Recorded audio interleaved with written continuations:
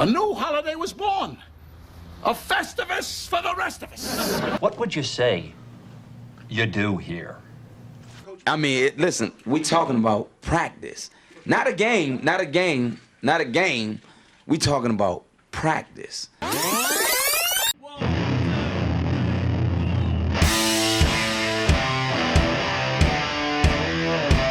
You're listening to The Review on the OSG Podcasting Network.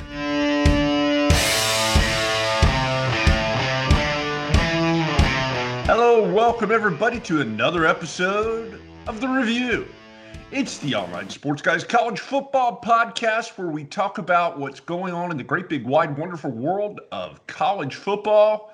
And again, you've got a two for this week. It's just me, OSG Phil. It's just him, OSG Nelson. We are talking about college football and the topic du jour over the last few weeks, which is the fight to reopen the game, for lack of a better way to put it, just because of the simple fact that right now it's really kind of questionable if we're going to have college football here in the next couple months.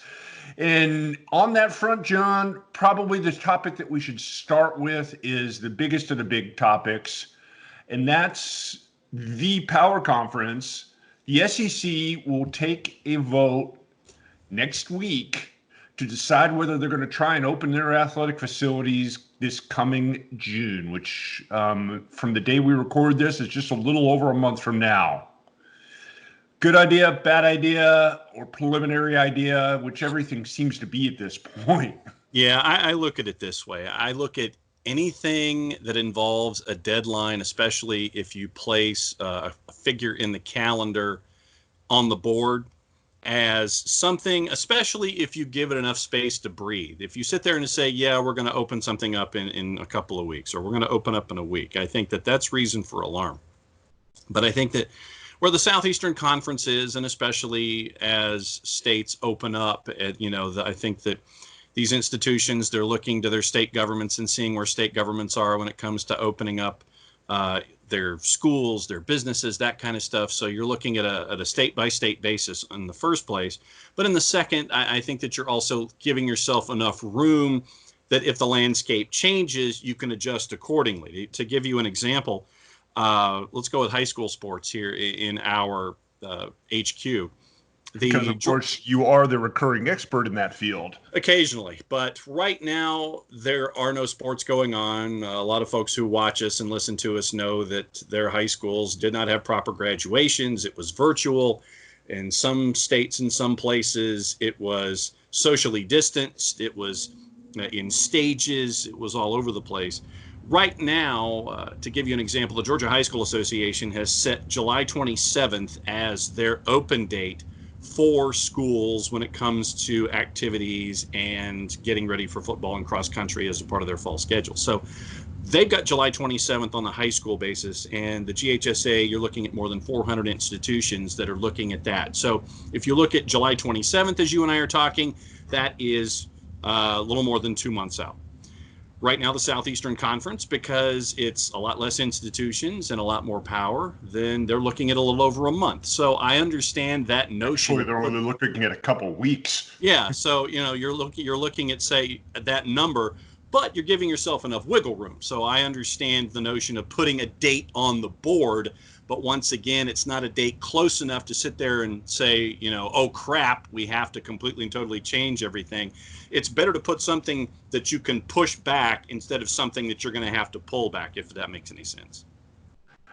Yeah, you said pull back. I did. I will qualify this here by saying that it's for voluntary workouts right now. The reason this became a topic, Missouri Athletic Director Jim Sturk and LSU's Executive Deputy Athletic Director Verge Osbury both brought it up in video conferences with some local newspapers. Greg Sankey, he wouldn't exactly go that far and confirm that it's going to happen, but he did acknowledge that at some point before the end of this month, they're going to have to start committing.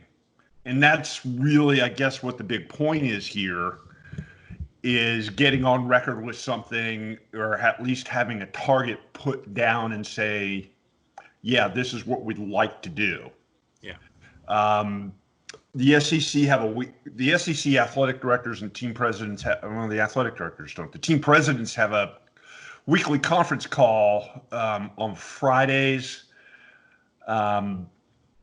That may be where this comes into play, because ultimately they're the ones that are going to have to make the final decision for their individual schools.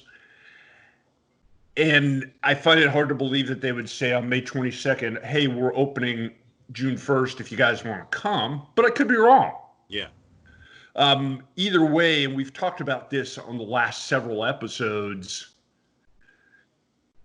teams are saying, the medical experts are saying that if we're going to play football, we got to have a good 6 weeks, if not longer, lead time before we can get started, which means basically if you're talking about starting at the very beginning of September, you got to be ready to play, or at least ready to start practicing in early July. So you can kind of see where that timeline's coming into play here, where we're going to have to make a decision one way or the other. Otherwise, things are going to get backed up. Yep. Now, the question is for you, say for the sake of a hypothetical debate here. Sure. The SEC moves forward, but nobody else does. Yeah. What happens then? Yeah. That's the $1 million question. I mean, I know that you and I have been multi-million-dollar question, really. I know that you and I have been looking at the Pac-12, and that is probably your shining example at the moment, considering what rules are in California when it comes to the opening of colleges, and you're looking at things not happening at least until late summer, or the state of Oregon has pretty much said the same things. And that really puts an interesting thought on what's it going to be in the Mountain West, what's it going to be in the Pac-12, and what do these schools do when it comes to their schedules? Do they end up not playing, which I don't quite see? I think that you probably have a lot of these teams playing all of their games on the road in 2012, and that's the thing. It is clutch and gas. It really is. And this is where right now you're going to have to come up with your plans and come up with multiple plans, because this is not a flow chart that's going to have certain instructions to it. You know, it's like, if A, then go this way. If not, then go this way. You're going to have to come up with multiple plans, because the calendar and availabilities and the openings and the closings and the health and welfare of everyone involved, you're going to be able to look at professional sports as your guidepost, but at the same time, you don't know how the country is going to be responding in basically what is a rolling pandemic when it comes to who's affected and by how much. But look at the Pac-12 and look at the Mountain West right now as your two examples of how things might be different in 2020. Don't forget, folks, you are listening to The Review. There's your plug. On the Nice. OSG Sports Podcasting Network. You can find us. We have a phone app. You can find our audio podcast just by downloading it. It is free. Just go look up OSG Sports at the Apple Store and on Google Play, and lo and behold, boom, we'll pop up. It's amazing how that works. We also have social media, because this is 2020 after all. And you can find us there at Facebook and at Twitter, on Twitter, again, at OSG Sports. And then again, there's probably some of you that are watching us on YouTube or our video. You can look us up there. John, at what? That's not the Zingo TV. Oh, no, I was going to say you can look us up on YouTube at OSG Sports and OSG Sports and Soccer down here, so you can do it there. But yes, Zingo Channel 250, the Barn Burner Network, and I'm trying to just look for the grid here just so I can show you what it is. But yeah, here's the programming grid for Zingo TV as we're taping right now. So Zingo TV Channel 250 for all of the content at OSG Sports. Soccer down here airs at 11 o'clock every night, Monday through Friday. This particular show first airs in the middle of the afternoon, 3 o'clock Eastern time on Wednesday. So if you miss us on YouTube, you can catch us on Zingo. And there might be another couple of things down the pipe. So Zingo Channel 250, the Barn Burner channel on Zingo TV, the YouTube channel, Facebook, Twitter, at OSG Nelson for me, at OSG Phil for him, at OSG Sports across the board. And let us know what you like, what you don't like. Shoot us an email at osgsports@gmail.com. A lot of different ways to get in touch with us on a daily basis. How's that for the plug? That works. Whew.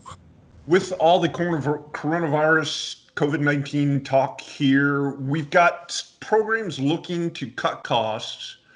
It's already impacting the bottom line of quite a few schools. And probably one of the more interesting things that have come up here over the past week is the MAC reporting that the Toledo Blade reported that the MAC is going to implement a league-wide cost-cutting measure for its football programs in the 2020 season.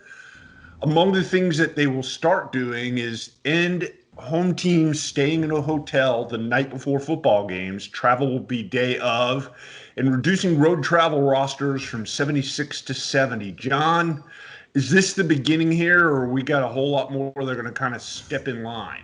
Oh, I think that for the MAC, I think that you're going to look at a lot of the other Go-5 schools, and they might look at this as a template for making sure that they're hitting any kind of budgetary constraints that they might have.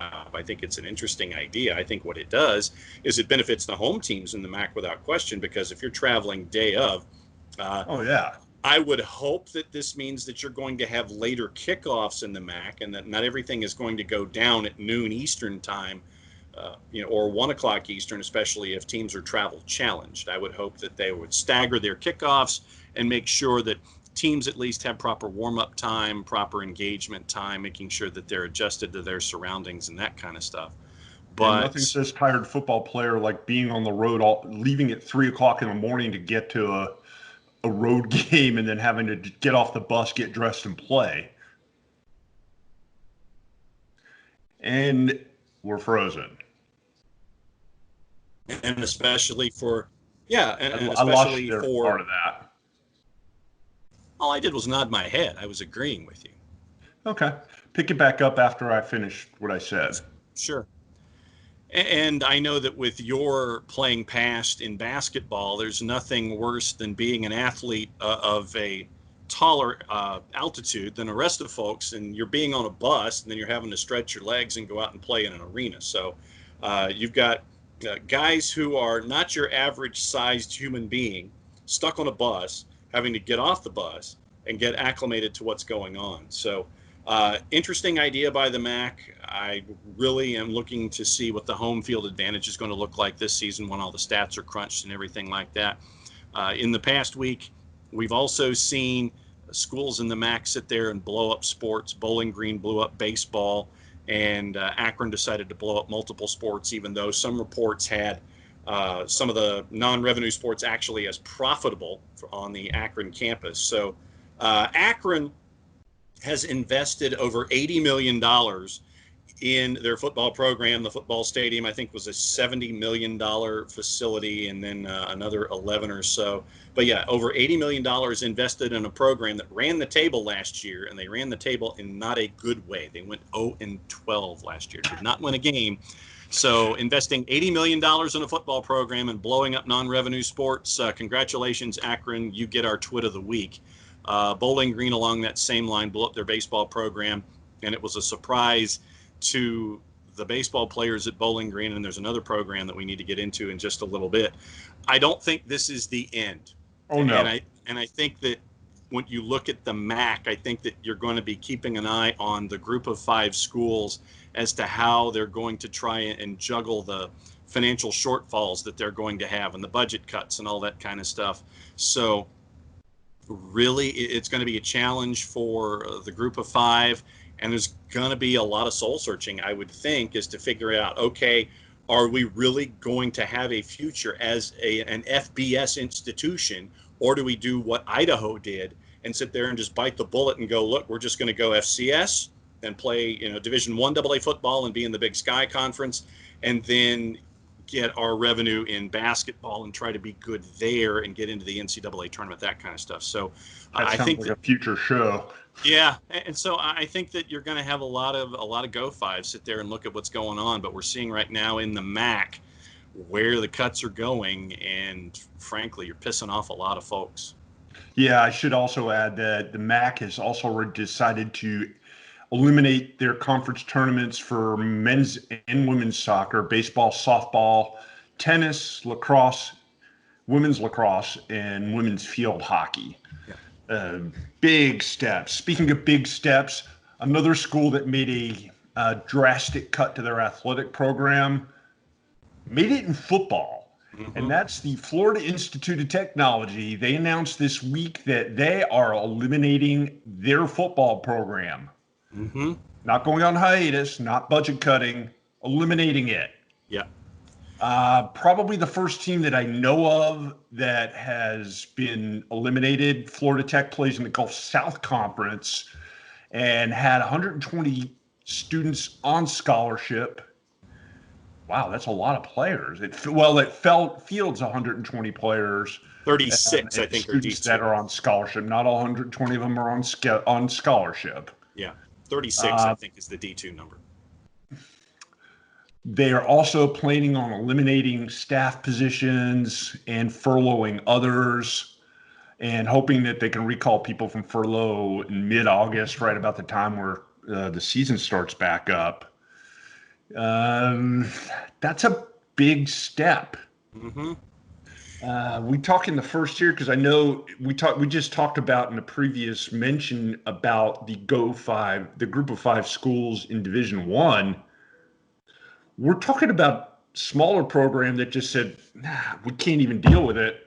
We're just going to drop completely. Yeah, there was. Yeah, I mean, I do too. And last week, I think it was either last week or 2 weeks ago, Urbana University of Ohio, they closed as a school in late April and merged with another one. And so their football program went away naturally because of the merger of 2 schools. But this is the first school that has not done something like that, where the school disappeared and had a program go away. For those of you that, and this is our plug on this side of the network, where if you don't have a subscription to The Athletic, get a subscription to The Athletic, because they do some quality work over there. Chris Vanini had an article last week about the end of the Florida Tech program, and Florida Tech said flat out it's because of COVID-19 and the pandemic. It has created a financial strain, and it was a surprise to the Gulf South Conference that Florida Tech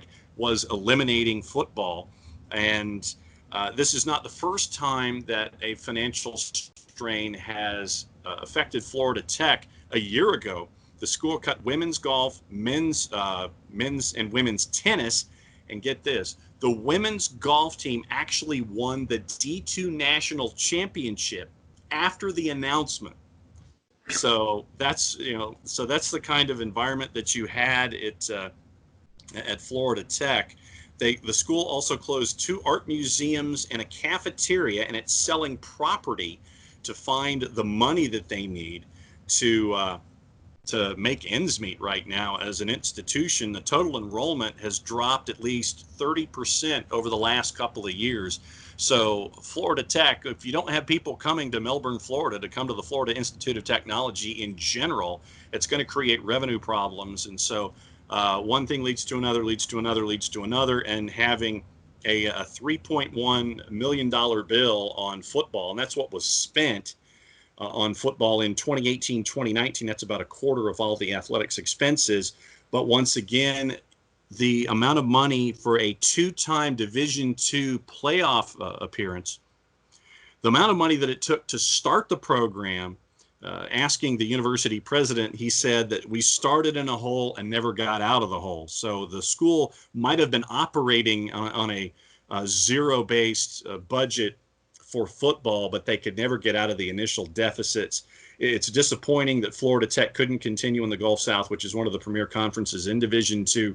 But once again, you're right. This is the first instance of an institution that was still carrying on an athletic program to just blow up football entirely. Obviously, it's very, very disappointing, especially if you're an athlete who is one of those 120 guys who now has to try and find a place to play in an ever-limiting landscape, especially in Division II. Yeah, and it's unfortunate. I get it. I understand it. FIT really, they became a college football program less than 10 years ago in 2011. And it's a tough business to be in. It's not, unless you're at the elite levels, it's not the profit center that one would make it out to be. It's tough to get it launched and started and have a competitive program in any way, shape, or form at this point in time in the college football sports landscape. And yeah, I mean, I expect to see more of this. It would not shock me if some other schools on this level might end up folding. It won't mean the end of the university. Football, while important and something that gives a lot of schools an identity, is not something that every single university has. So the fact that this is a competitive school with some sort of an athletic program, just not football, doesn't mean the end of the school. Doesn't mean the end of the university. It doesn't mean the end of college football. It's attrition. I hate to put it that way, but it's the reality that we currently deal with. John, why don't we take a break here? We've been talking for, a good 20 minutes or so about a variety of things. And when we come back on the review, make sure you stick around, because we found a Tagaliavoa who found himself a home, a tribute to one of college football's legendary coaches, and more in the second half of the review.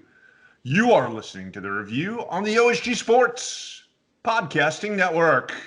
Enjoy all of our shows from the OSG Sports Podcasting Network. The OSG Sports app is up and running. Download it today. We know that every driver is different, and a one-size policy does not fit all. That's why Country Financial offers a variety of discounts, so you get the coverage you need and the savings you deserve. From good driver to good student, multi-policy to multi-car, we've got a discount to suit every driver. Call Jason Wright at 678-568-6871 today to see what you could save. On Facebook at Jason Wright Agency, or by phone at 678-568-6871. Discounts vary by state. Policies issued by Country Mutual Insurance Company, Country Preferred Insurance Company, or Country Casualty Insurance Company, Bloomington, Illinois. Soccer Down Here is sponsored by Apolinski & Associates, LLC, personal injury lawyers with over 30 years of experience.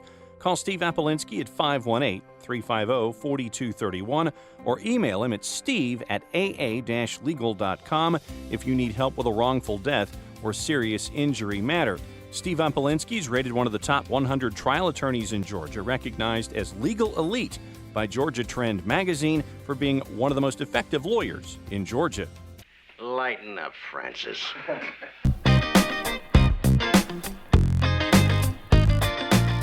Thanks for sticking around, my friends. You are listening to the review. We are still the Online Sports Guys. We have our own website, theonlinesportsguys.com.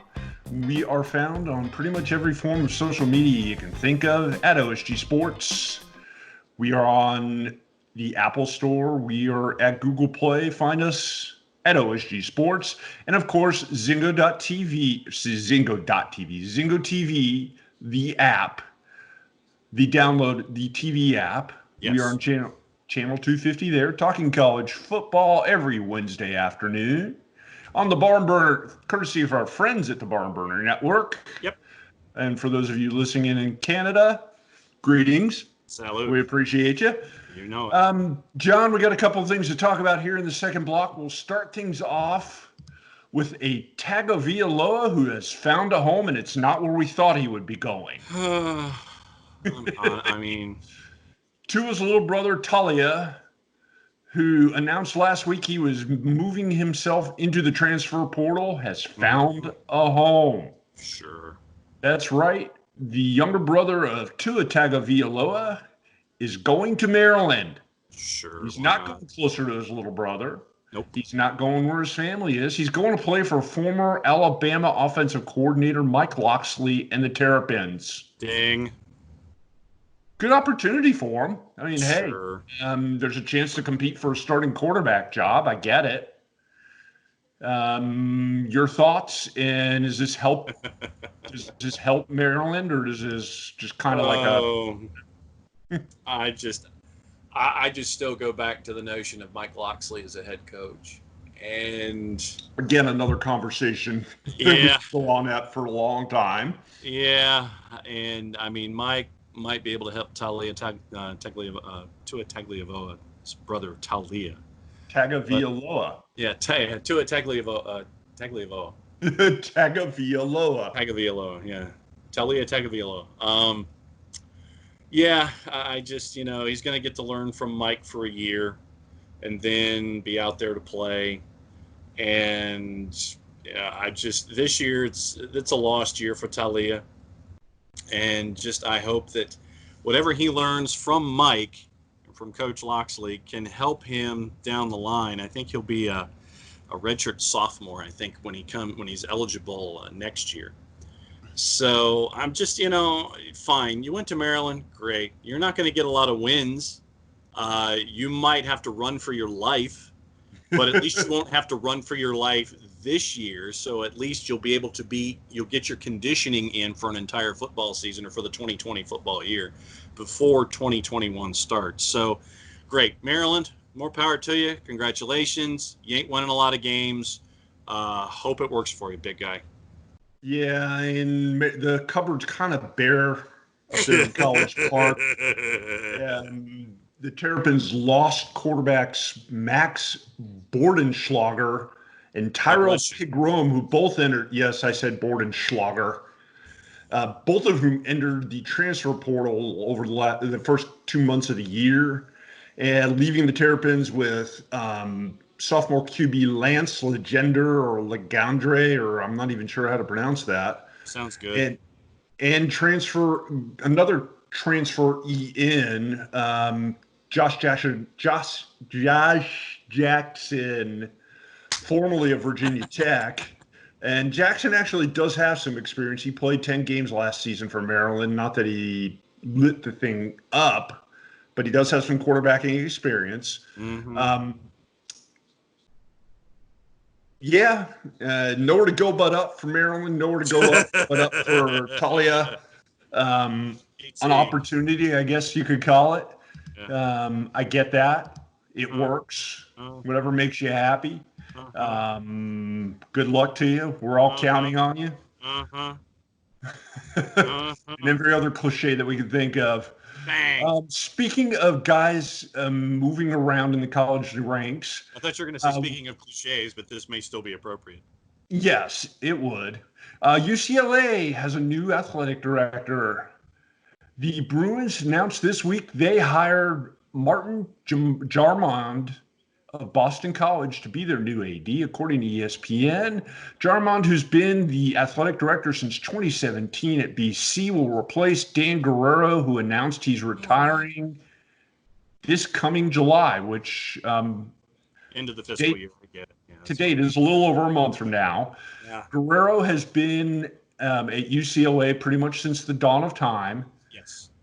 And Jarmond is generally considered an up-and-comer in the athletic department ranks, as he was the deputy AD at Ohio State before this and was hired at Boston College in 2017, then being the youngest Power 5 athletic director at the ripe old age of 37. Okay. Good move for UCLA, I think. A program that needed to make some changes to get some life back into them. Yeah. Both of their primary athletic programs, football and basketball, have suffered over the last 3 seasons for a variety of reasons. Yes. Which, much like several other topics we've brought up this afternoon, would take pretty much an entire show to discuss. Mm-hmm. Can't hurt. Maybe a harbinger of some more change afoot, maybe after this college football season, as current football coach Chip Kelly hasn't exactly lit the world on fire. The basketball program has made a few strides under Mick Cronin. Some improvement for a legendary team. Your thoughts? Good move, bad move? Bolt of energy to a stagnant program? I think that UCLA is hoping that it's the latter. I wonder about going from a number 2 position at Ohio State to a number 1 position at BC, and then only being at that number 1 position in the ACC for 2 years, 3 years-ish, before you move on to the Pac-12. I understand the idea of wanting to go from the ACC to the Pac-12, I think. I understand the idea of going from BC to UCLA more, if you look at it from a school basis. UCLA has a lot of performance issues on the field. Pick your sport. And that's how I'm phrasing it. A mild way of putting it. That's how I'm phrasing it. So I don't know what an athletic director, other than hiring the right individuals, can do in putting the right environment together, which is what I'm fairly certain he wants to try to do.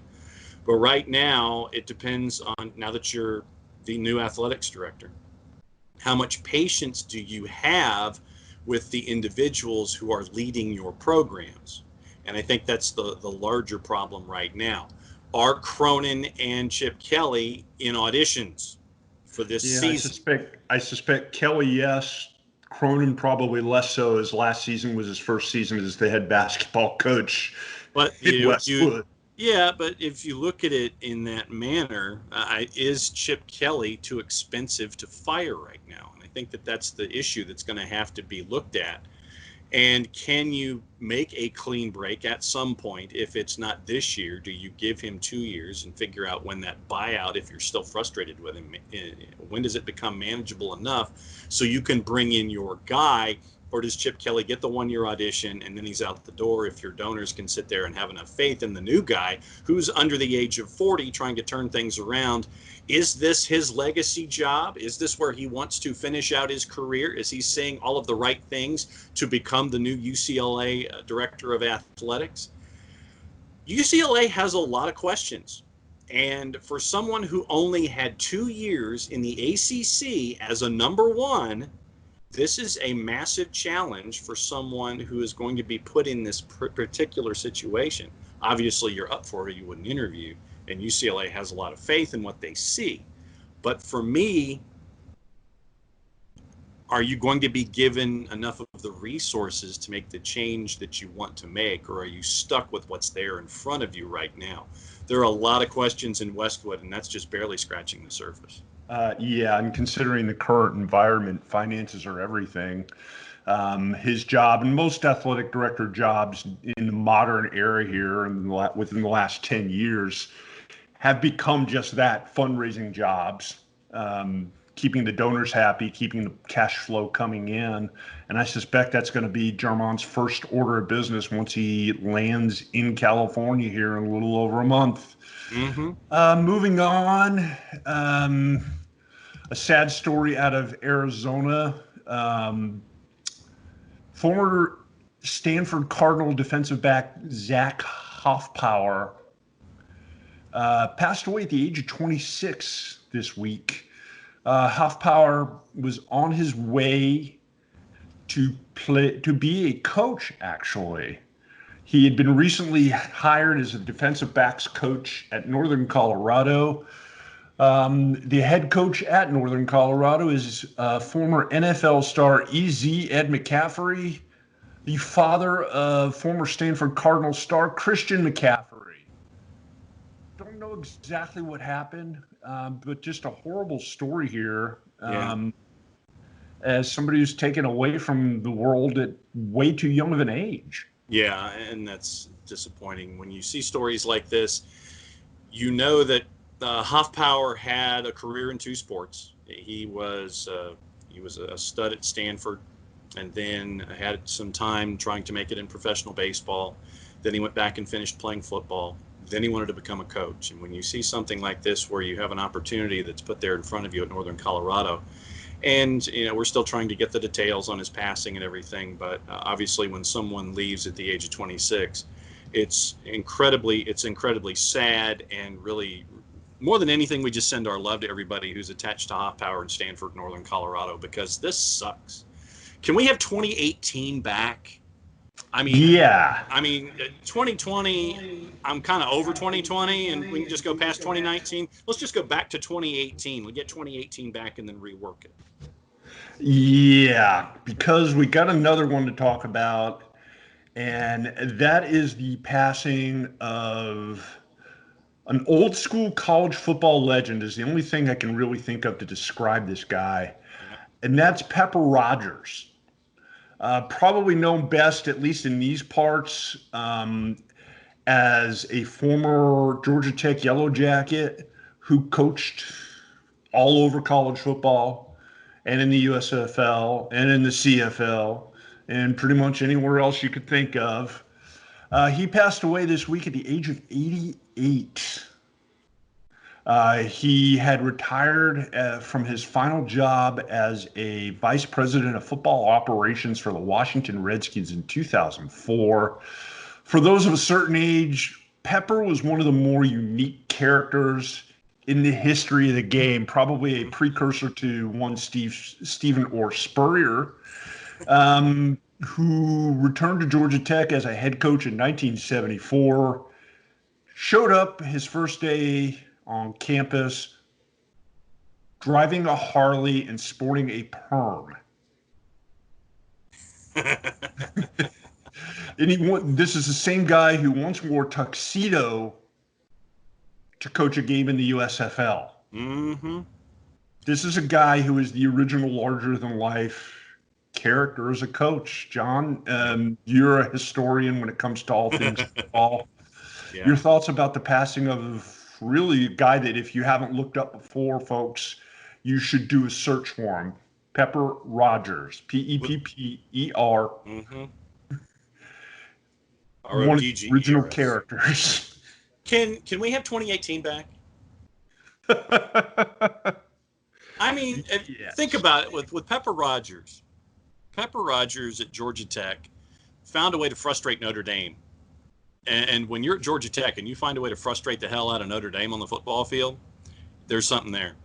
And shockingly enough, Pepper would leave Georgia Tech, and then he would go and coach, shockingly enough, the Memphis Showboats of the USFL.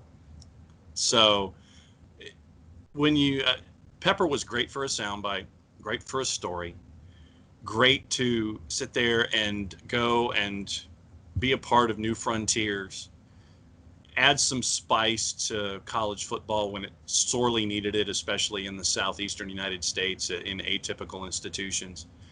And when you sat down with Pepper, you better have a lot of tape, you better have a lot of batteries, and bring your sense of humor with you, because he was, once again, he's a great storyteller, and we've lost one of the true characters, not just in college football, but in all of football when Pepper Rogers passes. And the fact that Pepper was 88, that's what blows me away more than anything.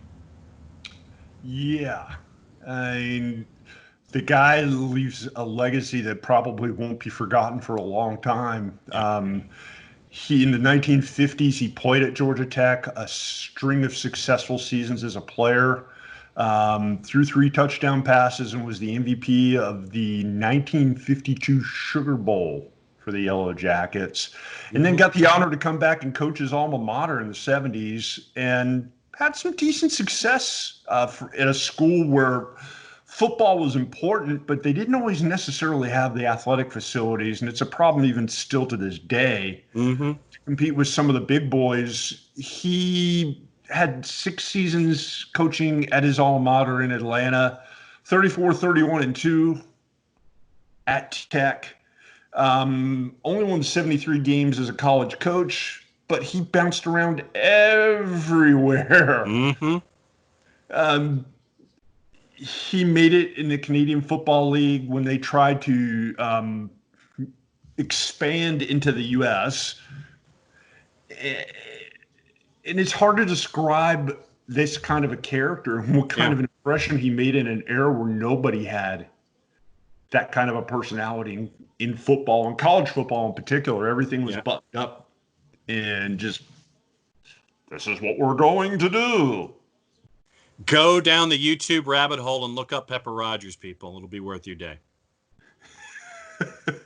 Trust me. Yeah, I mean, he had a hand in a lot of stuff, even in the NFL. He was there with Marty Schottenheimer. He was there to help hire Steve Spurrier and Joe Gibbs returning to the Redskins, all for crazy megalomaniac owner Dan Snyder. 1 for who's 3. Okay, that gets you in the Hall of Fame. In Washington under Snyder, yeah, it probably does. Yeah.